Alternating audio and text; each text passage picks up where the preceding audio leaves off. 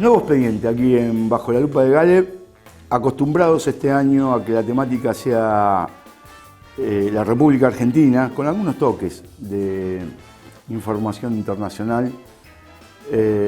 Hoy vamos a hablar de la Patria Grande y vamos a hablar de un país clave en la Patria Grande que sigue siendo, aún convulsionado como está, la esperanza de los que creemos en una Latinoamérica unida. Vamos a hablar de Venezuela y de lo que sucede en Venezuela. Para eso, como siempre, traemos gente que sabe.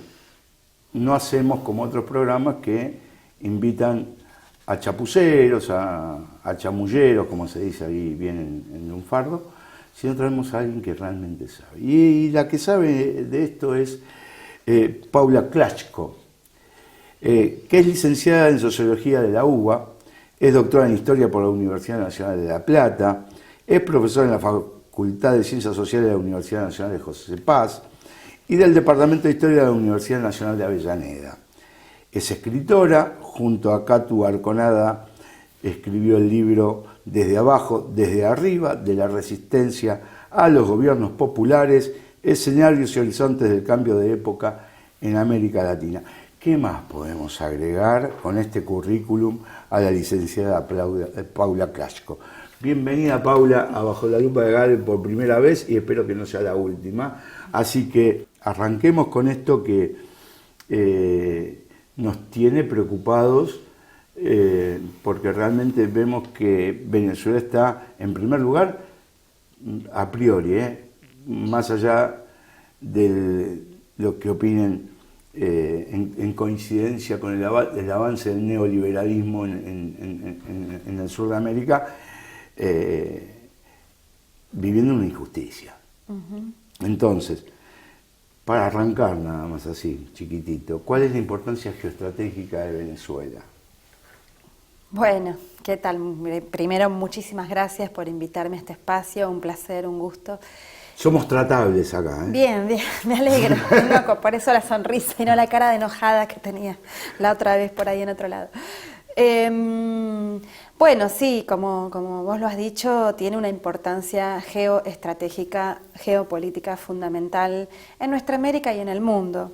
Porque a partir de, haciendo un poquito de historia, a partir del retroceso de los procesos populares, de las luchas populares, por lo menos en el mundo occidental y en América Latina, a raíz de, bueno, en el mundo oriental también, a raíz de la caída, estoy haciendo historia, del bloque soviético, ¿no? Y cómo afectó al pensamiento en general, progresista o de izquierda, en el mundo entero. En el siglo XXI, en los albores del siglo XXI, y como resultado de un proceso de acumulación de luchas, de resistencias, ¿no? Ningún proceso histórico nace de un repollo ni de ningún iluminado. Todos nuestros grandes líderes también sintetizan, y son grandes cuadros, pero que sintetizan luchas populares que se vienen... El clamor de los pueblos. Por supuesto. Entonces hubo todas en los 80, en los 90, se fue cocinando, se fue generando un proceso de resistencia y de lucha que tuvo su punto fundamental, ¿no? Porque hubo un cambio estratégico justamente porque esas luchas de alguna manera lograron articularse y empezar a ocupar espacios de poder. La brecha la abre Hugo Chávez en el fin del año 98, ganando la elección. Importantísimo para toda Latinoamérica. Claro, y entonces ese fue un proceso de vanguardia para toda América Latina y para el mundo, ¿no? Como en este sentido, como antes habían sido algunos hitos fundamentales en América Latina, como la irrupción del zapatismo en el 94 y otros, no me quiero ir mucho para atrás.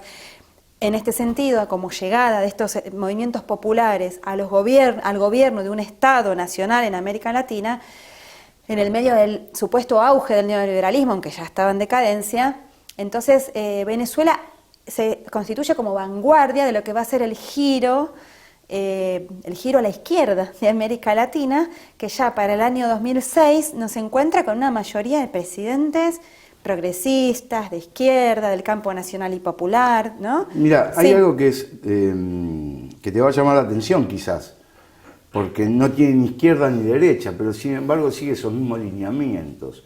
Y es lo que hizo Imam Khomeini con la revolución islámica en Irán. Le otorgó el poder al pueblo.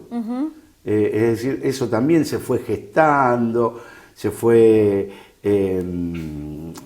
amalgamando con el tiempo, porque esa revolución que triunfó en 1979 se empezó a gestar en el 1962. Exacto. Entonces, y no podemos decir que Imam Khomeini es de derecha o es de izquierda, o es progresista o es neoliberal. El Islam es otra cosa, totalmente diferente, es un estilo de vida en sí mismo, pero que sin embargo traza un eje continuo con la propuesta de estos líderes de América Latina. Absolutamente, por eso cuando ahí está el auge de los gobiernos progresistas, por llamarlos de una manera, en América Latina empiezan a generarse esos vínculos y esos lazos con otros gobiernos y pueblos del mundo que también están en permanente lucha por su emancipación, ¿no? Y eso fue gestado de manera incluso diplomática, como en el caso que mencionas vos.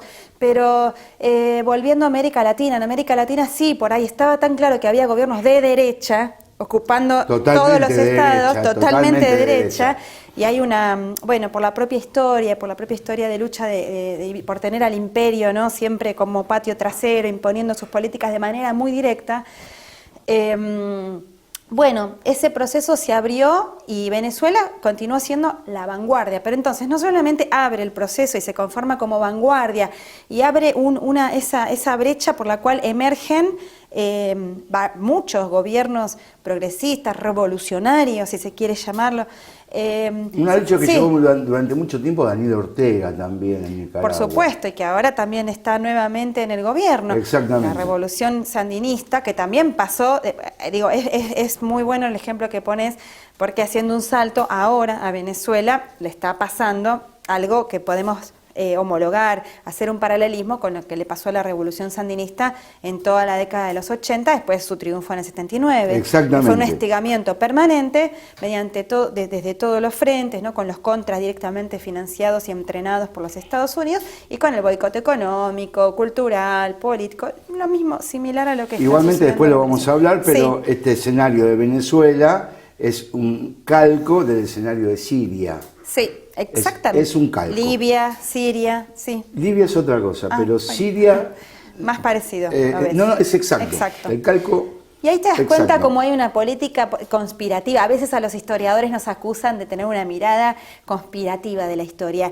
Es que los planes, las estrategias existen y si no, no hablemos de un mundo donde hay un poder establecido. Estamos viviendo en Heidi. Planifican a 50 años. Por supuesto. Y cuando yo digo siempre lo mismo, últimamente lo estoy repitiendo a montones. Cuando te quieren decir que es una teoría conspirativa es porque no quieren hablar del tema. Exacto, quieren eludir. Exactamente. Eludir. Pero digamos, aparte, si fueron capaces de conspirar y asesinar, exterminar a los movimientos insurgentes y revolucionarios en América Latina en la década del 70, de manera planificada mediante el Plan Cóndor en todo el Cono Sur, coordinando... No era casualidad que haya dictaduras en todo No era casualidad, apoyadas por la CIA, desde Pinochet en adelante... ¿Por qué ahora nos tildan de conspirativos cuando estamos viendo que aparte... Cuando tenemos una historia que avala. Que avala y ahora hay una revolución o más, porque hay por lo menos 3 procesos revolucionarios en pie en América Latina. Es obvio que los enemigos de los pueblos, históricamente hablando, comandados por los Estados Unidos, lo van a querer bajar a toda costa y lo hacen de todas las maneras posibles. No pueden echar mano a los golpes de Estado militares como antes, porque las Fuerzas Armadas Nacionales Bolivarianas en Venezuela son revolucionarias. Y hay otro aspecto en eso. Acá en la Argentina fue legitimado por el voto, este rezago civil de la dictadura militar. Tuvieron que emplear la estrategia mediática, asociarse con las empresas de medios hegemónicas, pero también tienen que considerar que los pueblos han crecido y que no se van a bancar otro golpe de Estado más. Si 30.000 compañeros desaparecidos no es un chiste, se sigue recordando todos los años, más allá de las burlas que el presidente Macri establezca invitando al presidente de Estados Unidos que venga el 24 de marzo o invitando a otras personalidades nefastas para fechas claves que le duelen al pueblo. Entonces, obviamente que el proceso de golpe de Estado militares ya está caduco. Pero, hablando de geo, ¿no?, del mundo y de estrategias con respecto a Venezuela, también tiene mucho que ver, y esta es la relación que existe con el Medio Oriente, en un eje paralelo, el tema de los recursos naturales, la cuenca del Orinoco, y el tema de la cercanía, porque para Estados Unidos, a Estados Unidos ya de movida le cuesta meter la mano en el bolsillo y pagarle a Venezuela el petróleo que le tiene que comprar. Es preferible hacer como hacen en Irak, robarlo y llevárselo gratis. Y eso creo que es lo que está pasando, o lo que quieren realizar. Por eso, y aparte porque Venezuela les queda más cerca que Medio Oriente, ¿no? Tiene menos gasto de transporte. Sí, lo que planteas es clave, pero además porque hasta hace 18 años, si se bien la cuenta, 19, hasta antes de Chávez estaban acostumbrados también. No se lo robaban de manera directa como en Irak, pero la burguesía, la oligarquía venezolana se la daba directamente, se la entregaba. Es ahí a donde quiero llegar, porque para la gente, para mucha gente que está siendo engañada, que está recibiendo información tergiversada, o falsa directamente, no tergiversada, sino falsa. Contemos un poquito la historia del pueblo venezolano, contemos de las oligarquías y de las burguesías que tenían esclavizadas a los nativos de Venezuela, a las poblaciones indígenas, a los dueños del país. Contemos de Carlos Andrés Pérez, contemos de cada uno de estos que eran una aristocracia, por así decirlo, como la que se vive hoy en Argentina, y que siempre tuvo al pueblo bajo su bota, porque todo ese sufrir del venezolano de a pie lo reivindicó Hugo Chávez. Lo reivindicó Hugo Chávez. Así es. Y el pueblo se sintió reconocido en ese líder.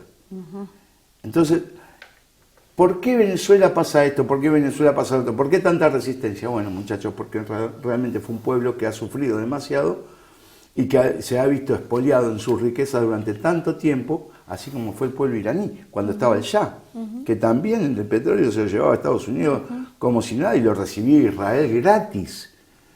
Por eso el impacto que genera Irán con la revolución y el odio que Estados Unidos le toma y comienza con la demonización y acusándolo de esto y de lo otro y de más allá. Pero la discusión la vamos a seguir teniendo en el próximo bloque.